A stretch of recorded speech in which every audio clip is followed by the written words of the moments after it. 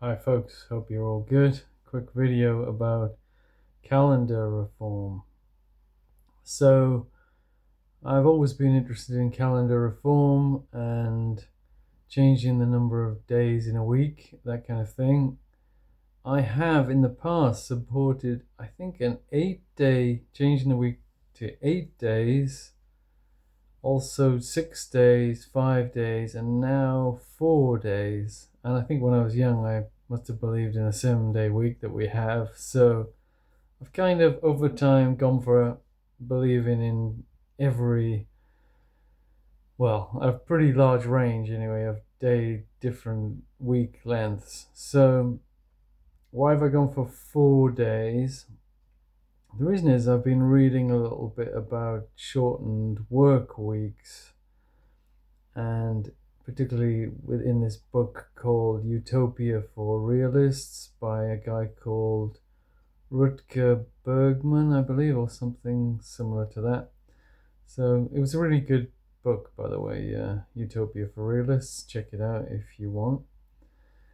And he's talking about, I think he was talking about a 15-hour work week, but that was just a kind of throwaway thing not throwaway, but it was like 100 years ago.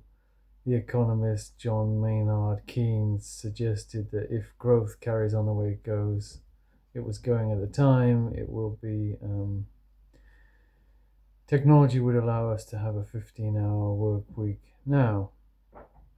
But this has drawn my attention to more recent studies which have looked at reducing the work week from 5 days to 4 days, and most of the studies I've seen seem to suggest no loss of productivity. Bergman or Berman or whatever his name is in his book was talking about an experience in Britain where the 3-day working week in the 1970s, due to oil prices going up, only cost the economy 6% of GDP or something. I've tried to verify that figure. I can't verify it. And I've also seen that the 3-day working week only affected like a third of workers or something. So maybe slightly skeptical of that figure, but I've got a bit more faith in these 4-day working week experiments. Although a slight caveat, I'm not sure what industries they're talking about in some of these ones. So does it really work in a kind of shifts in a hospital or something like that? It's harder to imagine that. But on the other hand, people do get tired and make mistakes in jobs like that. So maybe it's even more important to have a shorter working week in these kind of round the clock jobs, especially these life or death ones. So anyway, I'm reasonably confident you could have a 4-day working week out of 4 out of 7 days, that is. And if that doesn't affect productivity at all, or output perhaps I should say, then surely we can go a bit less than that and not reduce output that much. So I'd hazard a guess at a 3.5 day rather out of 7-day work week. So a 3.5 day working week, and then 3.5 day weekend every week would be desirable, I think. And all these studies are suggesting people get happier and everything goes better, and even output doesn't go down, sort of thing. So that's great. But being a calendar reformer, I don't really. Do we really want a work week that long and then a weekend that long? It just seems like if you make the work week longer and the holiday longer, you kind of get bored on the holiday and then you get tired during the work week.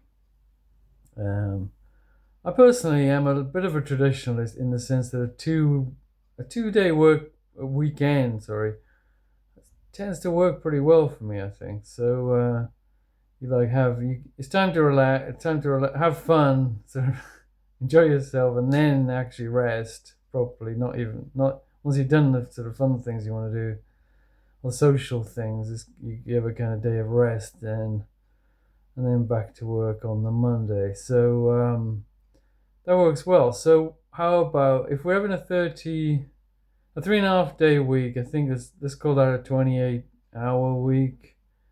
That translates to 16 hours out of 4 if on a 4-day week. So let's have, I think that's pretty good. Have 2 days on, 2 8-hour work days, and then 2 days off for the weekend. So we could call it basically abolish Tuesday, Wednesday, and Thursday. We have just Monday, Friday as the work week, and then Saturday and Sunday as the weekend, as they already are.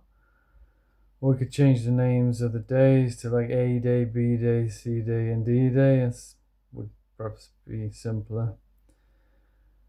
I would also, as I've mentioned in previous videos, then get rid of months, so just have weeks and years. So this would give it a 4-day week would give us 91 day year and 1 odd day, I think. So the last week of the year would be 5 days, I guess.